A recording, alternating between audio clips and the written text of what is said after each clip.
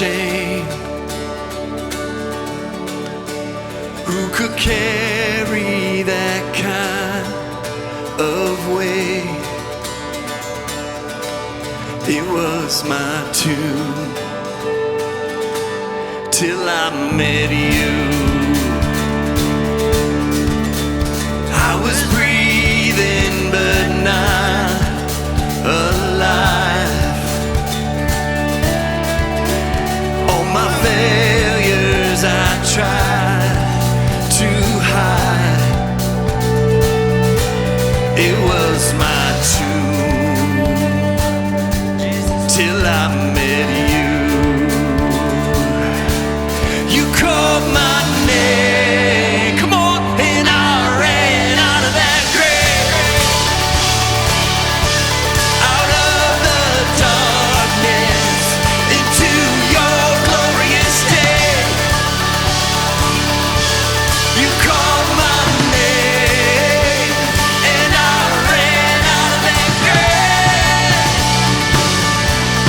out of the darkness, into your glorious day.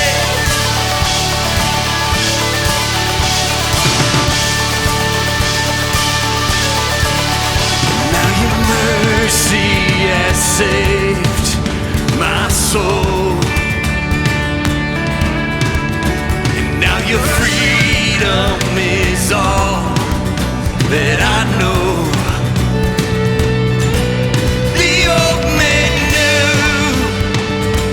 Jesus when I met you. Oh, you called my name, and I ran out of that grave, out of the darkness, into your glorious day. You called my name, and I ran out of that grave, out of the darkness, into your glorious day.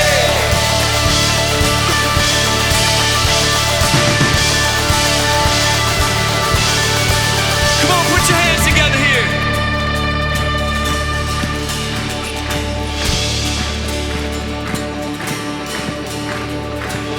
I needed rescue, my sin was heavy, but chains break at the weight of your glory.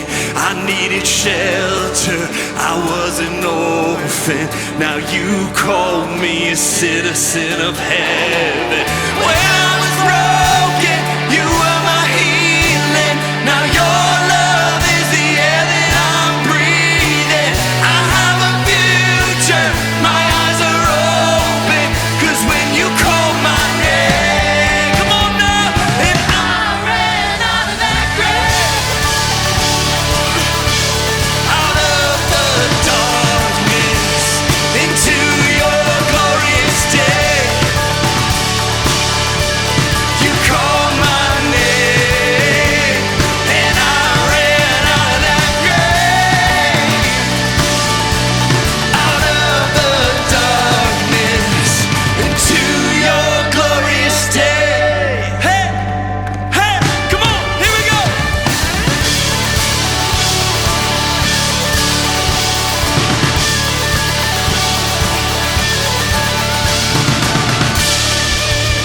Woo! I ran out of that grave. Oh, what a glorious day. Hey.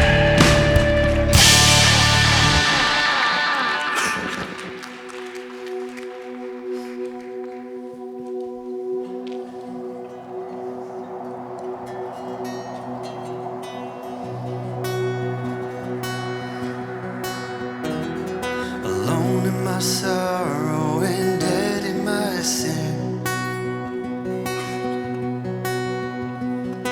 lost without hope with no place to begin. Your love made a way to let mercy come in. When death was arrested and my life began. was redeemed, only beauty remains. My orphan heart was given a name. My morning grew quiet, my feet rose to dance. When death was arrested and my life began. Sing, oh, your grace, oh, your grace, so free, washes over me. You have made me new, now life begins with you. Released from my chains, I'm a prisoner no more.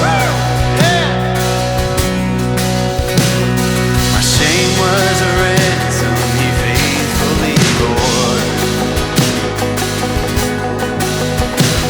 He canceled my debt and he called me his friend. Oh, when death was arrested and my life began. Oh, we sing your grace so free, washes over me. You have made me new, now life begins with you. Oh, it's your endless love pouring down on us. You have made us new, now life begins with you. Oh,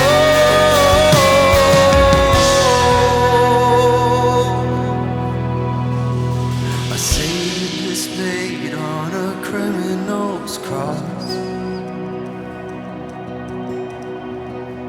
Darkness rejoices though heaven had lost. But then Jesus arose with all freedom in hand. That's when death was arrested and my life began. That's when death was arrested and my life began. Oh, your grace so free, washes over me. You have made us new, now life begins with you. It's your endless love, it's your endless love pouring down on us. You have made us new, now life begins with you. Come on, let's sing this truth together. Oh, we're free, free, forever we're free. Come join the song of all the redeemed. Yes, we're free, free, forever, amen. When death was arrested and my life began. Oh, we're free, free, forever we're free. Come join the song of all the redeemed. Oh, we're free, free, forever, amen. When death was arrested and my life began. When death and my life began. That's when death was arrested and my life began.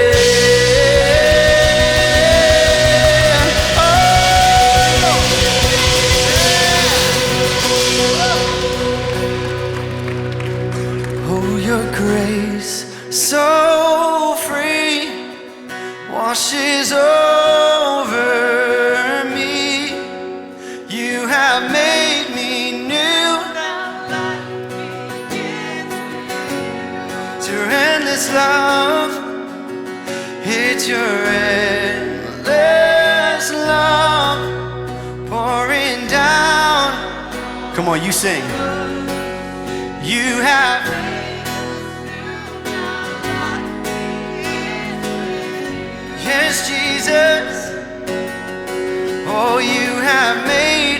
us new now. Life begins with you. We believe it. You have made us new now. Life begins with you. Oh, yeah.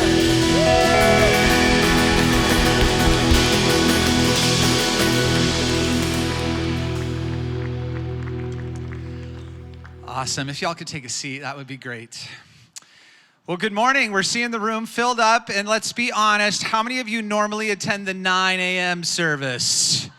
Yes, well, we're glad you made it. Those of you that are 10:45, you're just trying to keep with the schedule and not lose that hour too much. We're glad you're here on this earlier Sunday morning than sometimes we would like, but glad that you're with us, especially as we're in week 3 of the Blessed Life, and Dave's going to be bringing the message in just a little bit. My name is Ryan Morrill, part of our staff here, and I want to share with you tomorrow night, if you're a parent in the room, we've got a great opportunity for you, whether you have little ones, adolescents, teenagers. We have a special thing taking place downtown Lake Orion called PhD Night. It's about parenting, it's about the home, and it's about discipleship. And 3 people, myself included, Susan's one of those, Susan Walsh, our campus director, and Justin Warrens, who you'll see on the screen in a little bit. Just gonna be sharing some different aspects about parenting, things we're seeing in the world, offering some hope and some wisdom as well. I'm gonna be talking about some just digital impacts that we're seeing with teens and young people. And it's a great night to come on out. You can get a drink, you can get hopefully a babysitter at home, come on out with if you're a couple or a single, whatever it is, come out and enjoy the night. It's from 7 to 8:30. Go to kensingtonchurch.org and just enter PhD in the search window. You'll see it pop up. You can register.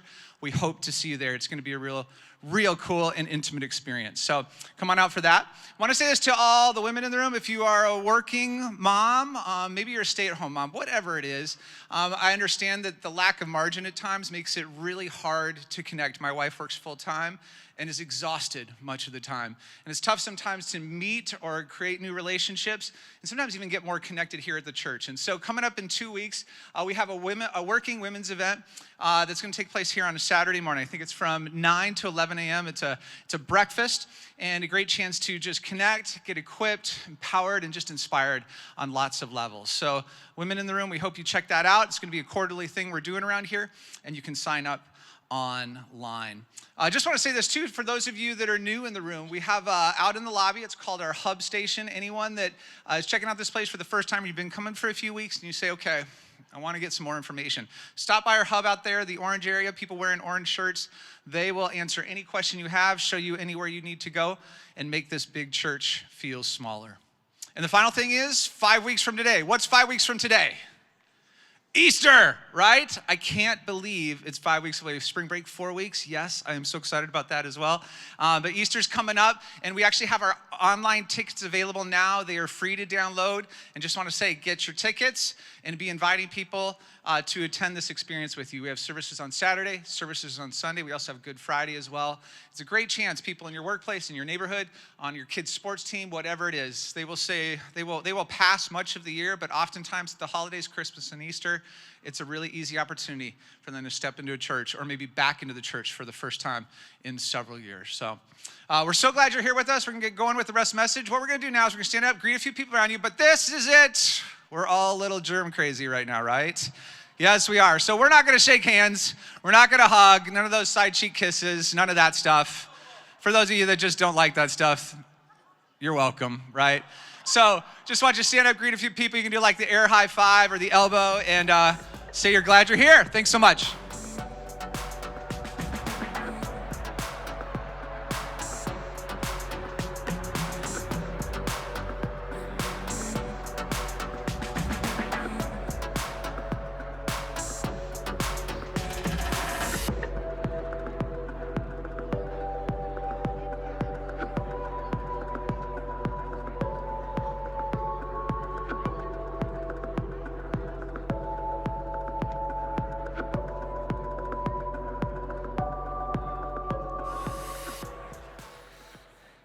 All right, I've never heard of the air high five.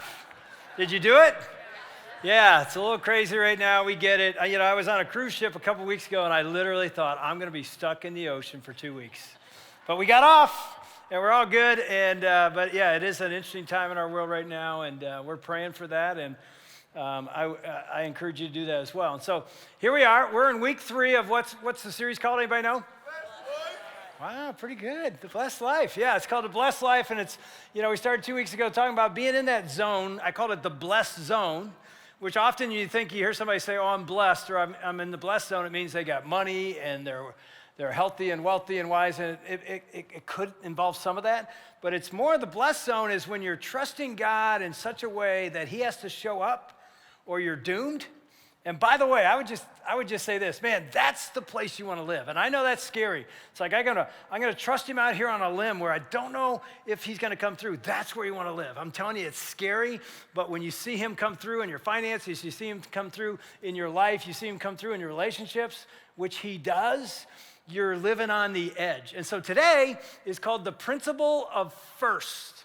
It's a concept in the Bible about who or what gets priority or first in your life. Everybody knows this, right? The word priority, we talk about priorities all the time. What's a priority? It's in the word. It's something that comes prior to something else. So if you say God or something else is my first priority, it's I choose him first and then everything else. Make sense? That's a priority. And so we always talk about priorities, but it basically comes down to what or who are you going to choose first?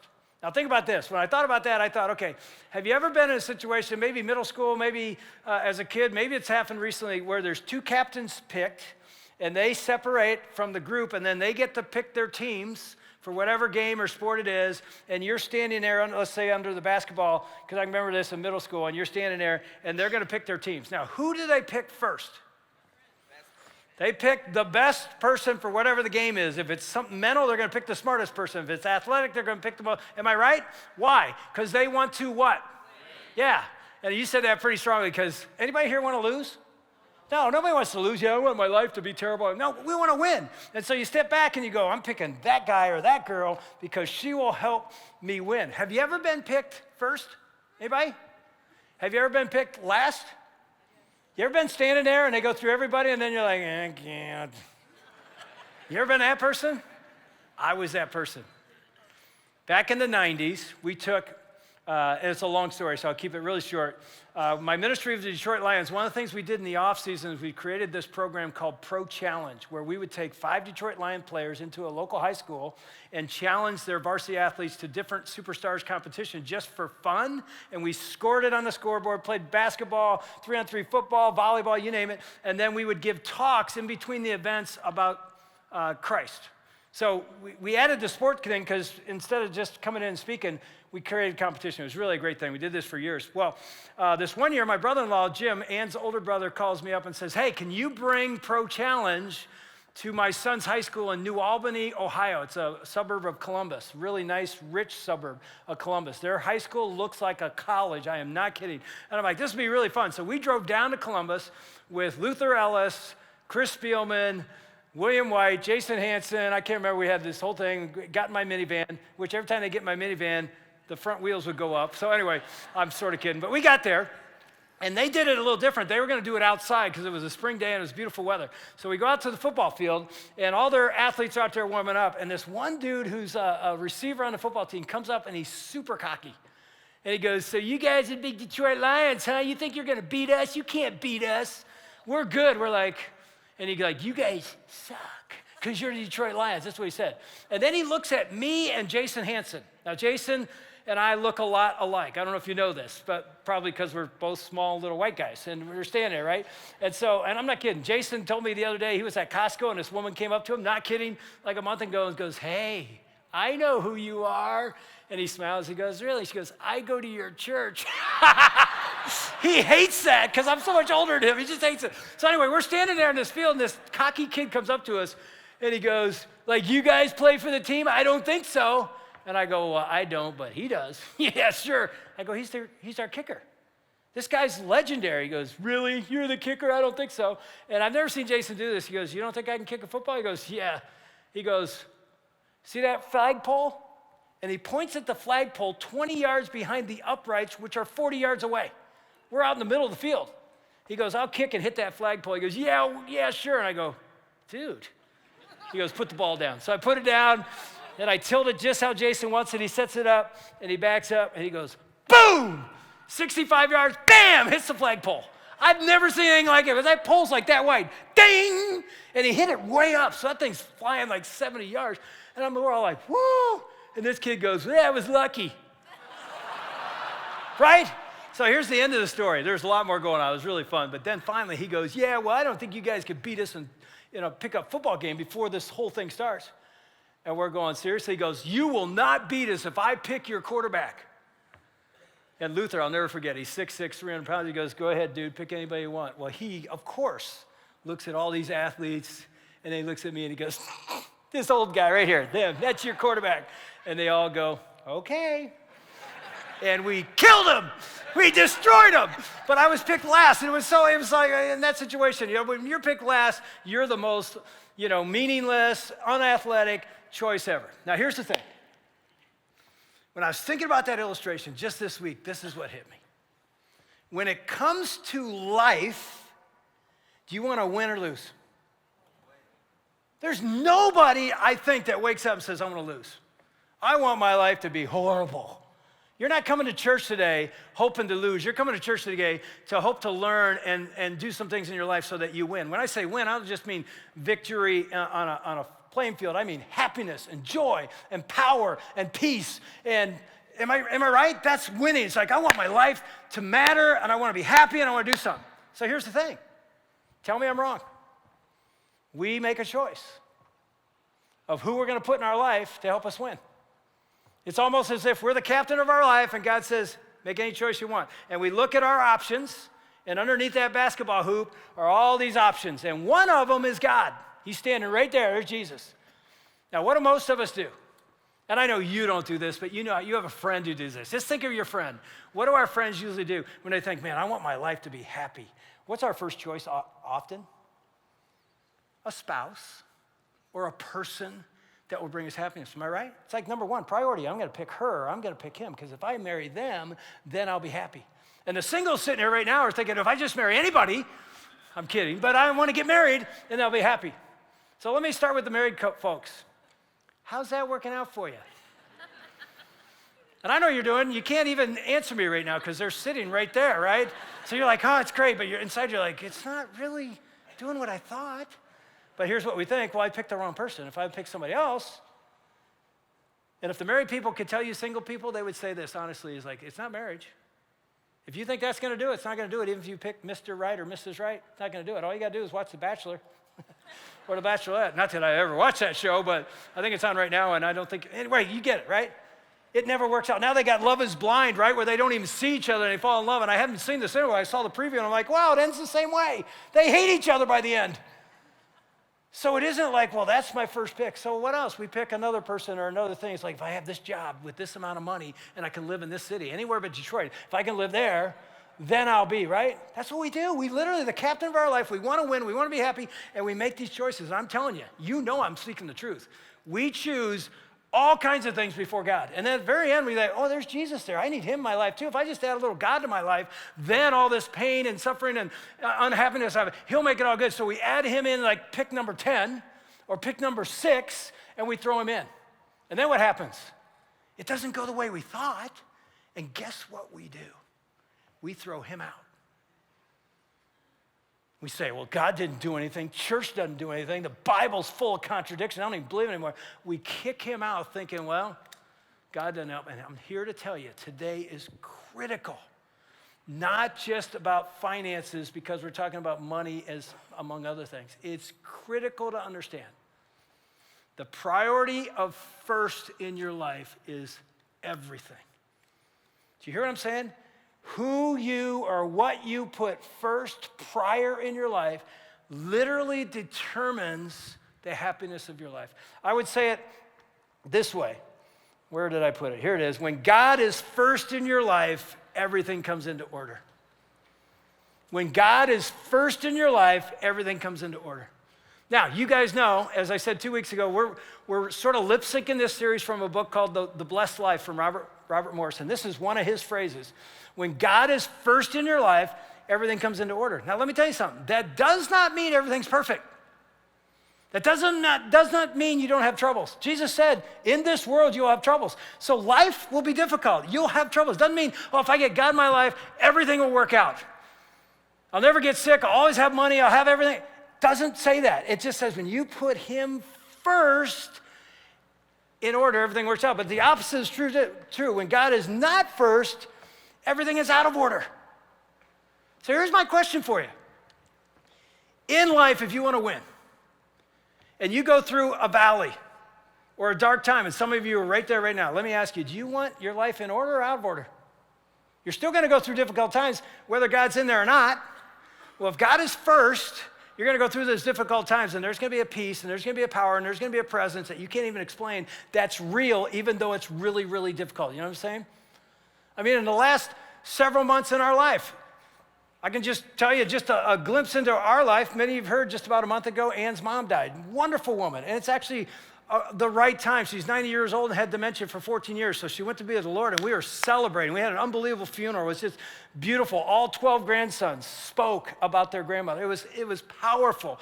And her dad's sitting there and falls asleep during the funeral because he is so sick and so old. He's mentally fine. Physically, now he's been to the hospital 4 times since that funeral with congestive heart failure, and he doesn't have many days left. And so we're running down to Columbus, Ohio. Ann's been down there several times. Now she's watching our grandkids in Denver, and she's going to meet me tonight in Little Rock to do radio this week. So our life's crazy, and all these hard things are going on, but with God in first, the order's right, and so you can still go through this.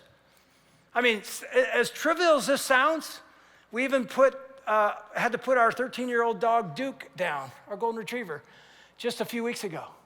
And that's trivial, right? But it's hard. I walked in my house yesterday. I'm like, Dookie, there's nobody there. In fact, it was interesting. I've never shared this. A few weeks ago on Saturday night, Ann was laying on the floor with Duke, and he's 13 and he's getting old, and she felt something like really hard in his abdomen. She goes, I think I'm gonna have to take him in tomorrow morning. So I come over here to preach. And the second service, this service, I set up a video toward the end of my message. I go down, I sit right there, and I open my phone, and there's a text from Ann that says, he's full of cancer. We have to put him down today before we go to Little Rock tonight. And so I get this text, and I just start crying.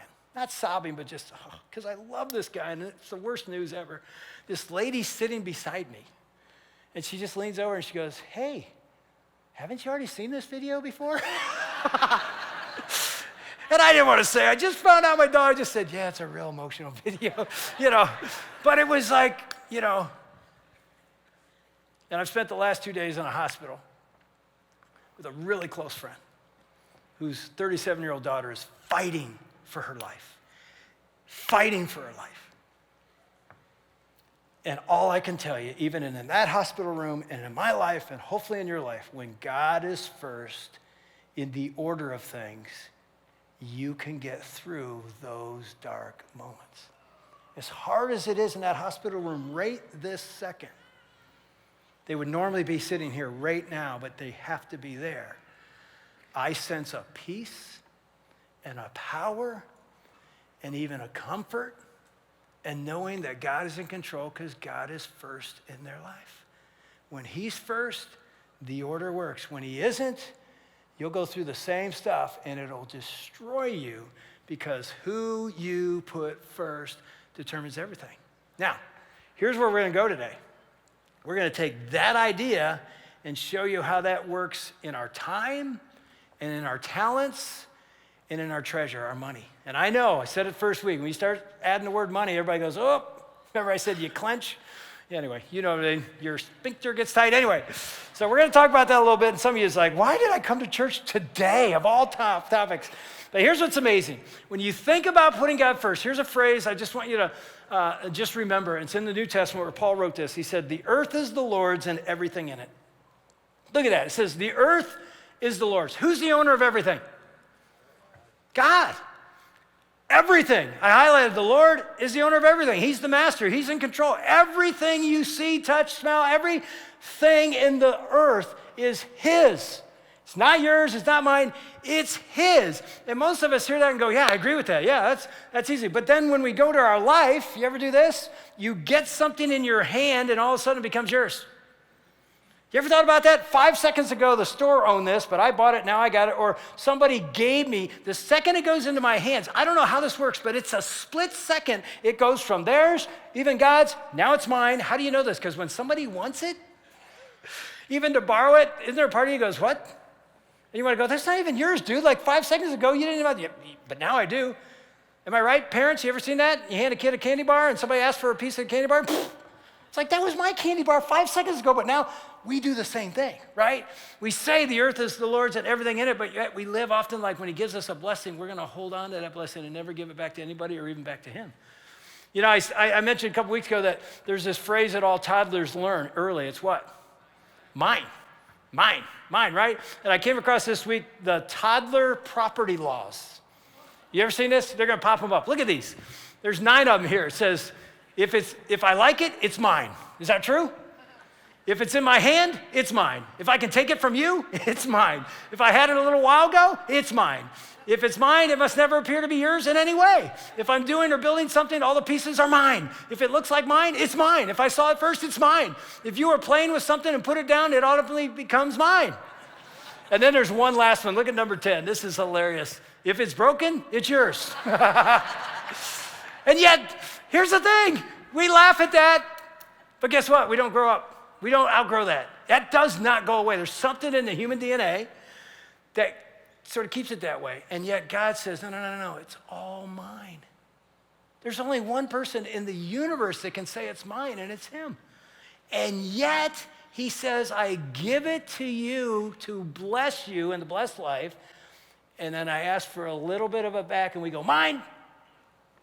And so it comes down to, okay, what am I going to do with the first of what he gives me? Now, let me show you something. You walk through the Bible, it's very interesting. You find this first everywhere. Go back to the book of Exodus, which is the second book in the Bible. It's God is removing or taking his people from slavery into a new life, which is analogous to our old life into a new life. He says, here's how you need to live now that you're not slaves anymore. He says in verse 1 of chapter 13, he said, the Lord said to Moses, consecrate to me every firstborn male. The first offspring of every womb among the Israelites belongs to me, whether human or animal. That sounds like, whoa, God, he's like, well, it's all mine anyway. I'm just saying, give me the first. And then he clarifies a little bit later in verses 11, 13. It says, after the Lord brings you into the land of the Canaanites and gives it to you as he promised an oath to you and your ancestors. So he's reminding them, I'm going to bring you into something amazing that I promised you. He said, you are to give over to the Lord the first offspring of every womb. All the firstborn males of your livestock belong to the Lord. Look at this. Redeem with a lamb every firstborn donkey. Look at that last phrase. Redeem with a lamb every firstborn donkey. Now, some of you are sitting there going, what does that mean? You're like me when I go to church with my mom and I'd sit there beside her and the pastor would try to explain this stuff and I walk out and I go, I'm just confused. I have no idea. The Bible's so, you can't understand it. What? Redeem with a lamb the donkey. Okay, what's that mean? Well, there's the internet now where you can type that in and say commentary and it'll explain this stuff, but you don't need the internet, you got me. Okay, so I'm gonna explain it to you.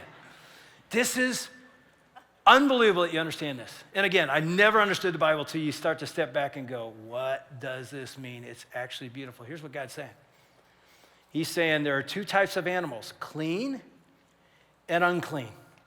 The lamb represents, guess what? Clean. The donkey represents unclean. Nothing against those animals. They were just considered clean before God, unclean. And he's saying the lamb needs to be consecrated or sacrificed to redeem the unclean donkey. Some of you just in your brain went, wait, that sounds familiar. The clean is sacrificed to redeem the unclean. Sound like anything you've ever heard before? Think about this. I'll pose it this way. Let me ask you a question. When you and I and all humans were born, were we spiritually clean or unclean? Answer is unclean. Every person born is a sinner. I could walk you through all kinds of verses say, for all of sin falls short of the glory of God, Romans 3. And every parent in the room, you're the experts, you know, children are sinners. And guess where they got that from? Their parents. We raise sinnerlings. That's what we raise, right?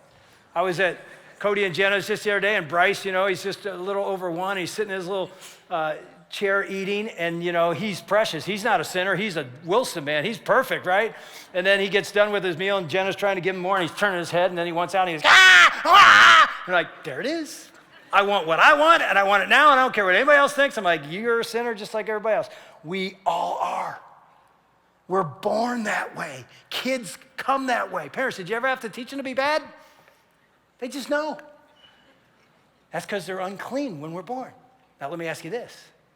When Jesus was he born spiritually clean or unclean? Clean. He's the only one in history, in the world, that was born with a pure, perfect, sinless soul.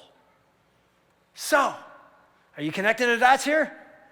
Some of you know John the Baptist is baptized, and then Jesus shows up, and what does John say when he sees Jesus? He says, behold the what? The Lamb of God, who what? Takes away the sin of the world. If you're like me, you read that and like, oh, that's a cute little phrase. No. You got to step back and go, oh, whoa, what did he just do? He connected Jesus to be the lamb that redeems the donkey. Guess who the donkeys are? You and me. Jesus is going to be sacrificed. Consecrate to me the first. He is God's first. He is literally God's tithe. Because tithe doesn't mean just tenth. It means the first tenth.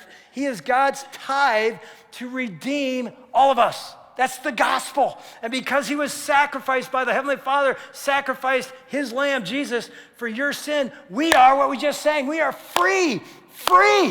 We just sang that. That is not possible without a lamb being consecrated for our forgiveness. And now we sit here today and often don't even understand that's what this means. It all started in the Old Testament with a sacrificial system that led all the way up to Jesus. And then here's what God does. It's so amazing. Because of that, he says that we are to then give him the first of our lives and the first of our time, talent, and even treasures. In fact, I'll give you a quick example. Some of you know that when Israel came into the promised land, they now were going to own this promised land, and they had to take down cities so that it could become theirs. God was giving it to them, but he said, first city you got to take down is what? Jericho. And I don't have time to read you all the verses, but it basically said they're going to walk into Jericho, walk around it 7 times one day, 7 days in a row. Craziest story you ever heard in your life? Like the city's going to fall down when we walk around. Well, it doesn't fall down until the band shows up. The marching band, you think they're just a halftime show? They're the beast, baby. When the band shows up, when they blow the trumpets, and you walk around, the walls are going to come down, and Jericho is going to be yours, and that's how it happened. You think it's crazy? God can do anything. That's how he did it. But here's what a lot of people miss. Here's what he commands them in Joshua 6. He says, all the silver and gold and the articles of bronze and iron are sacred to the Lord and must go into his treasury. Now, why am I showing you that verse? Because here's what you would think God would say. Give me 10% of all the gold and spoils from Jericho. But he doesn't say give me 10%. He says what? Give me 100%. I know that's why we don't like this whole giving stuff. It's like God really wants all our money. No, he doesn't.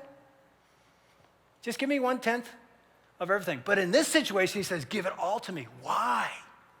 Anybody know why? Because it's the first city. There's going to be many more. And he's testing them to say, will you trust me? Because here's our tendency. Wait. God, you just blessed us. I'm going to hold on to this. I'll give you a little bit, but I need this to live on. God said, trust me in this one. Give me all of it, and I will provide city after city as I give you the land. And they did. Now, that's the principle of honoring the Lord as first. And by the way, I didn't say this first service, but it just hit me. God can never be second. He's not second no matter what. You may say he's first and he isn't first. He's first. No matter what you and I think, he's first. And so the question comes down, will I honor him with my time, talent, and treasures as first priority in my life? Let me take you to another verse in Proverbs. It says, honor the Lord with your wealth and with the first fruits. Again, it doesn't say last fruits or secondary fruits, the first fruits of all your produce. Then your barns will be filled with plenty and your vats will be bursting with wine.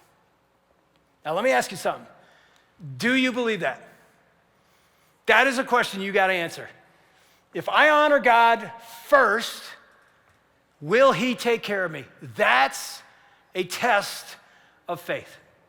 See, here's the whole idea. I can tell you the whole idea of this message in one sentence. It's basically this thought. The reason God says to give him the first 10% of our income is so that we'll trust him with the remaining 90. Do you understand what I'm saying? Pick him first, before the mortgage, before the car payment, before the electric bill. Why? Because it's a statement of faith. I wrote in my notes, giving to God first is a faith choice. Giving to God first is a faith choice. Why?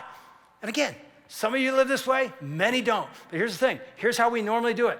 I get my income, I get my check, I pay all the bills. What's left? I'll choose him. I'll give him what's left. That's how most people do it. Even in America, we're the most blessed people in the world. We give less than 2% of our income to charity. It's just the way it is in every church, and it's just standard. Because giving away money first is a scary thing. That's the blessed life. It's like, I got to step out. You mean I'm going to give it to him before I know if I'm going to have enough left over to pay? He goes, trust me. I will fill your vats to overflowing. You got to trust me, and you'll never know until you do it. But once you do it, you'll be on that blessed life zone of like, I'm not sure what's going to happen. And then he shows up, and you're like, oh my goodness. I got to tell you, 40 years I've been doing this.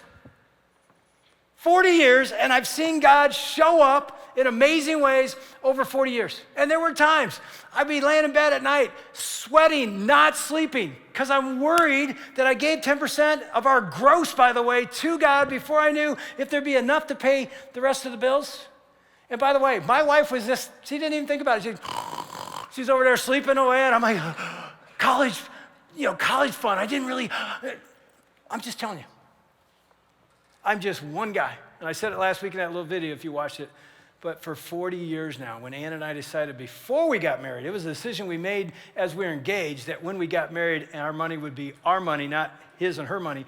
Our money is God's money, and we're going to begin tithing from day one. And we've done it 40 years, and I'm telling you, you look at me and think, oh, you're a pastor, people took care of you. There were people in our church didn't know, we were in a different ministry, and we didn't tell people. God honored that first priority commitment. I mean, I want to just sit on this stage for the next hour and tell you story after story, because I could. I won't. But you know what I want more than that? I want you to have these stories. But to do it as the first priority is scary. It's really scary. And yet, it's only going to be somebody else's story until you take that first priority step of faith. And I'm telling you, then you will see. And I just had a guy walk up to me in the lobby and said, dude, it happened this morning. And I'm not going to get into details, but he just said, I didn't have any money, and I trusted God, and I walked out, and there's a voicemail, and God took care of what I just gave times 10 through a sale of something. It's just, he goes, I was scared to put that in the offering today. And he did. And again, I'm not saying that's how it works. You give to get. No, we get to give. We get to give and find out that God really is trustworthy. And so it's interesting. Steve was here last week, and he told you, we are inviting you, I'd say challenging you, but I'd say inviting you to test God. It's only one time in the Bible where God says, test me. You know where it is? Talked about it last week, Malachi 3. He says, test me in this, and it's with our money. Because why? He knows that our money's connected to our heart. I say it this way, it's like a fishing line, our heart to our wallet. When we pull our wallet out, it's like, ugh. You ever feel that? It's like, oh, I'm going to give something away. He knows that, and so he says, test me and see if I don't provide for you. So the tithe test is we're inviting you to join us for 90 days, to commit for 90 days. Some of you are already tithers, and some of you have never done this before. For 90 days, give him 10% of your income. You're going to fill out a thing. There's a card you can get on the way out, or I'd say the best way to do it is just do it on the app. Most people can do it digitally. And then 90 days later, if you don't feel like God provided or took care of you or showed up in powerful ways, tell us. We'll give you all your money back. How good a deal is that? Last time we did this, I think 6 people asked for their money back, and they were going through amazing hardship, and we said, here you go. And so I'm just telling you, you can go on this ride with us, or you can watch it. But if you go on it, and I know it's scary, and I know you're clenching right now at the whole thing, but when you do, God shows up in a way that you will have stories to tell. Now, we're going to take our offering right now as I show you a video of Justin Warrens, our Birmingham pastor, just talking about his journey with this whole thing that we've been talking about. Watch this, and then there's a moment for you to give. And again, most people at Kensington don't even give to this pouch, although some do. Many do it this way. That's how I do it, and it's a first priority, so it comes right out of my bank account every month. And I always said, and Ann and I said from the day we got married, we wanted our biggest check that we wrote every month to be to God, not to the mortgage or anything else. And so it's been that way for 40 years, and God has provided in amazing ways for 40 years. So this is a chance for you to say, man, I want to jump in on that, do that. But on the way out, you'll actually get the brochure if you want to jump in and tithe test. So watch this. My journey with the tithe began later in life. I grew up in a family that didn't talk about faith very much, and so obviously we didn't end up talking about tithing either. And as I started to come to church and experience a life with Jesus, this perspective started to open up for me when it came to my finances and the treasures in my life. And I remember a mentor sitting down with me and opening up his checkbook and his calendar to show me how he lived his life. And it was in that conversation that I wrestled with, how do you spend your money differently when you follow Jesus and you experience his grace and his hope?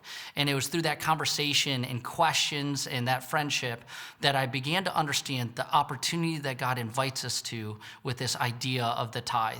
And it began to shape the future of my family. So when Jenny and I got married and we started to talk about our faith and our finances, we started to wrestle with this area of how do we live this out, not only for ourselves, but for our kids and for our future. And I remember being so thankful that somebody walked alongside of me so that I would move from a person who was tipping every once in a while and periodically giving to becoming a percentage giver in our community.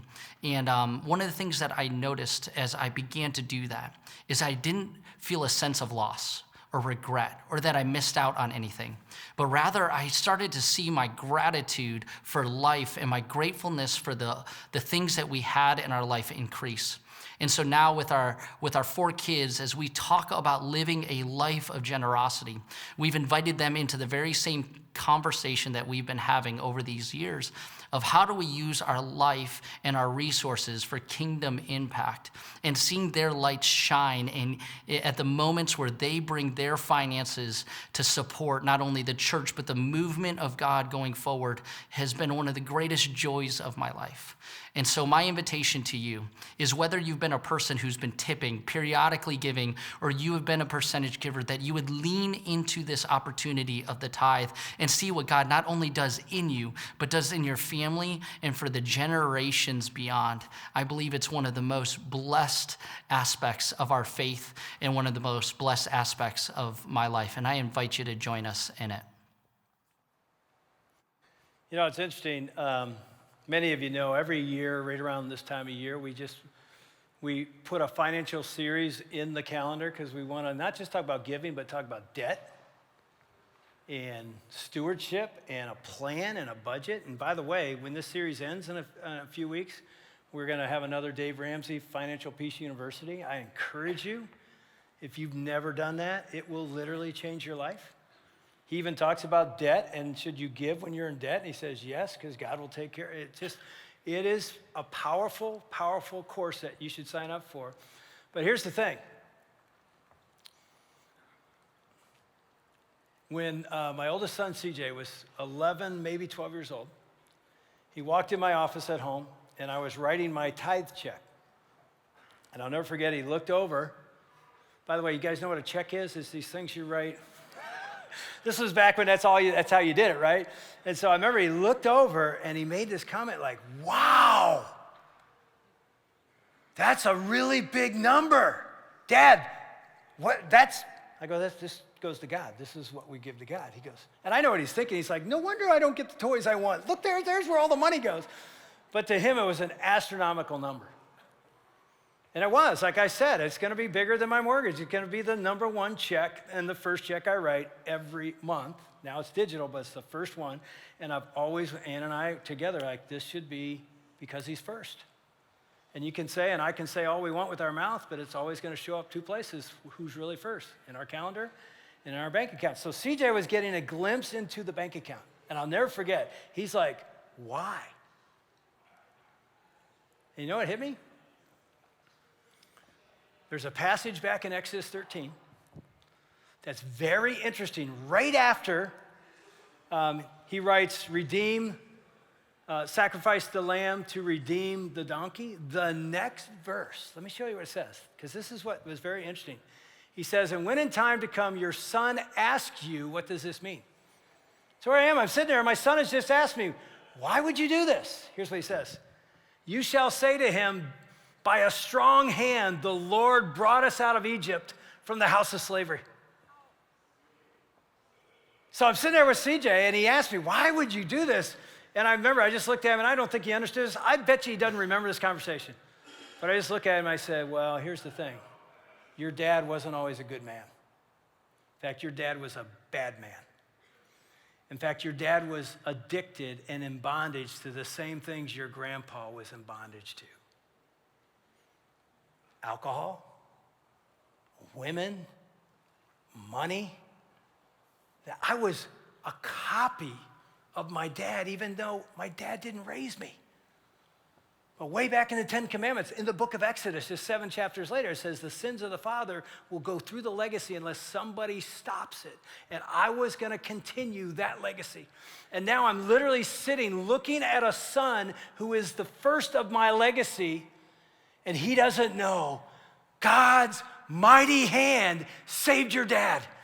God's mighty work in your dad's life took me from slavery to free. We just sang, I am free. I am free. My son doesn't know that journey. All he knows is what he's got. And I just want to go, everything you're looking at, everything you experience in your life is because God saved your dad, and now a new legacy can start. I didn't do that. He did that. This house isn't ours. It's his. This car isn't ours. It's his. This checkbook isn't ours. Our bank account's not ours. It's his. Now, I wasn't yelling at him because I wasn't that excited, but I just wanted him to know, you don't even know, but I know. And because he did that for me, I want to honor him. It's a privilege to write this check every month. I get excited to write it. Even though it's scary, it's like I get to see again this month how God's going to come through.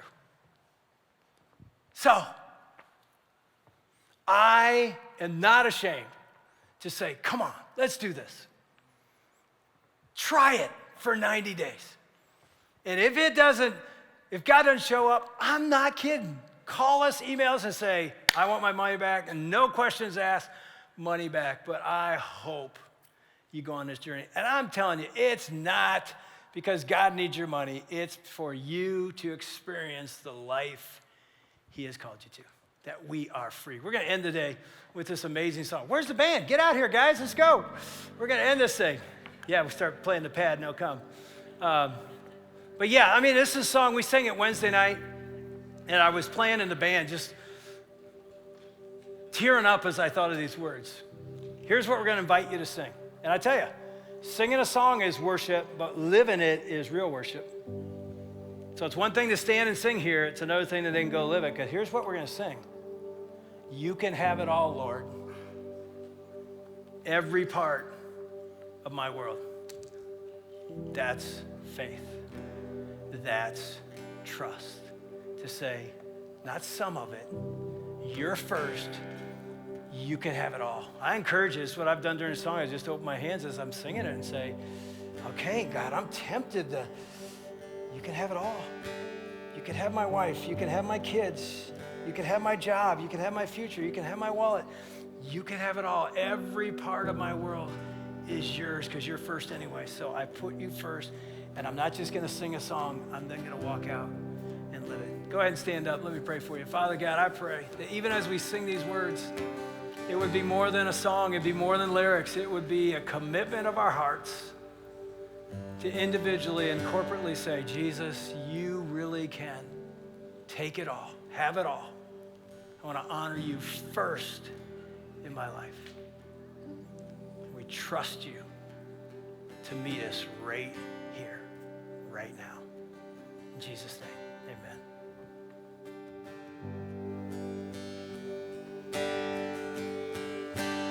You can have it all, Lord. Every part of my world. Take this life and breathe on this heart that is now yours. When we sing, you can have it all, Lord. part of my world. Take this life and breathe on this heart that is now yours.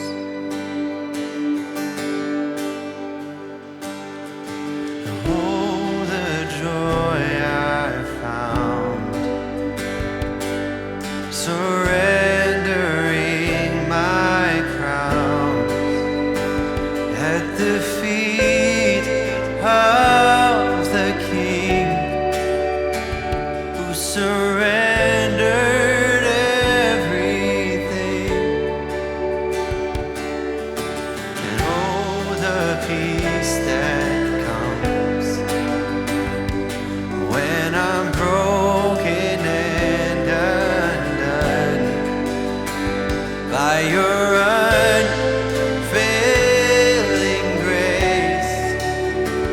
I can lift my voice and say, you can have it all, Lord. Every part of my world. Take this life and breathe on this heart that is now yours. Sing, you can have it all, Lord. Every part of my world. Take this life and breathe on this heart that is now yours.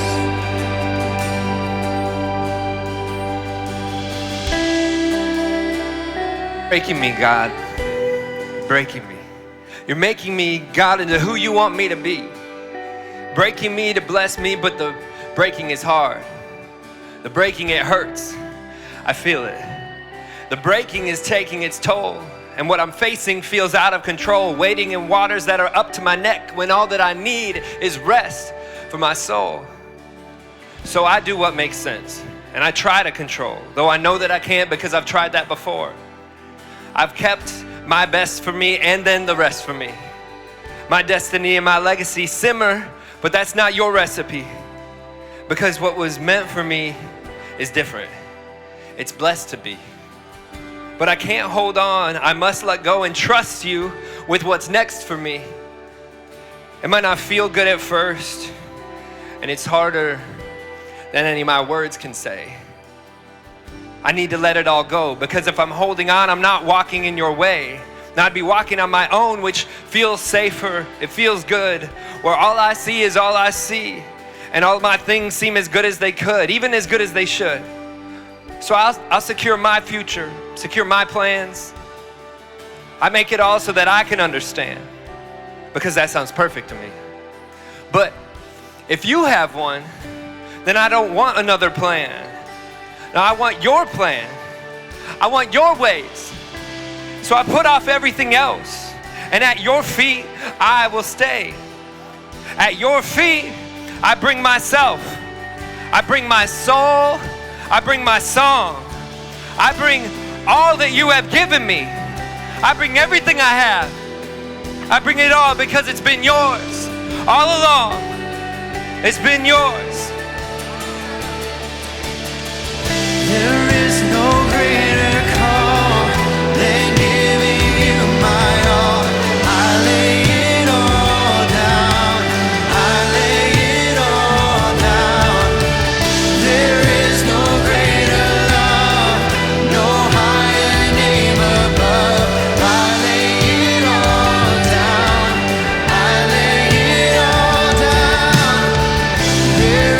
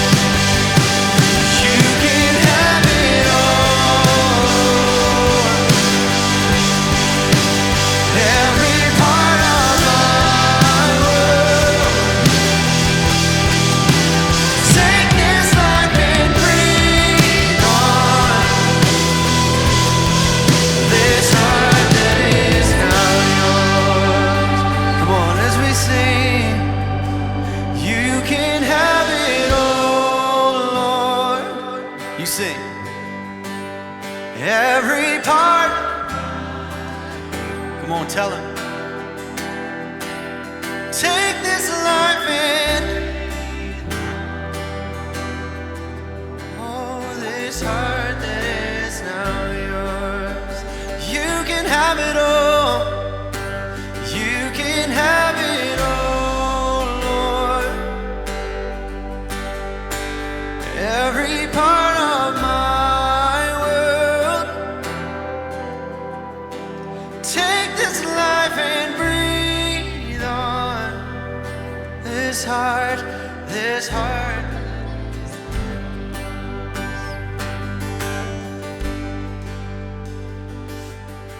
I was thinking, you know, those folks that rushed out to get to their car, they missed that slam by San Frangione. Yeah, they missed it. He was up all night at the breakaway thing with our breakaway kids, and here he is today blessing us. And we're ending early, so let me just add this last thought. I said this first service in the message, but it just hit me. We're singing that song. I don't know about you, but I love the bottled Coke you get at Costco. Anybody with me? You know, it's like 70s type little bottle, you know. And I'm not kidding. When I get one of those and open it up, and I just want to cherish that moment. My wife, Ann, will be sitting beside me, and she'll go, hey, can I have a swig? And I mean, 5 seconds ago, it was in the refrigerator, and it was both of ours, but now it's in my hand. It's like, so I look at her, and I want to be the pastor and say, yeah, of course, it's all yours. I'm like, no. There's one in the fridge. Go get your own. She says, no, I don't want to drink a whole one. I just want a little swig, which, am I right, means half the bottle. But anyway, I just want a swig. But I've done this. I'm like, well, I'll give you a little bit. There's that much left. Slide it over. So she gets backwash and the last 10%. As you walk out, have this image in your mind. God is saying, that Coke, I gave you. I own it. It's a gift. Why? Because I love you and I want to bless you. I know some of you said Coke's not a blessing from God. Okay, forget it. He's blessed you with everything you've got.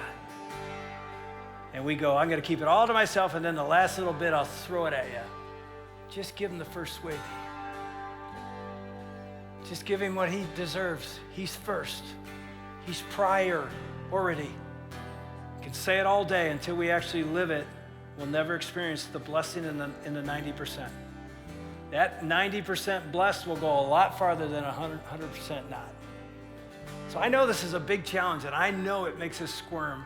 I'm inviting you to something I think you'll thank us for in 90 days.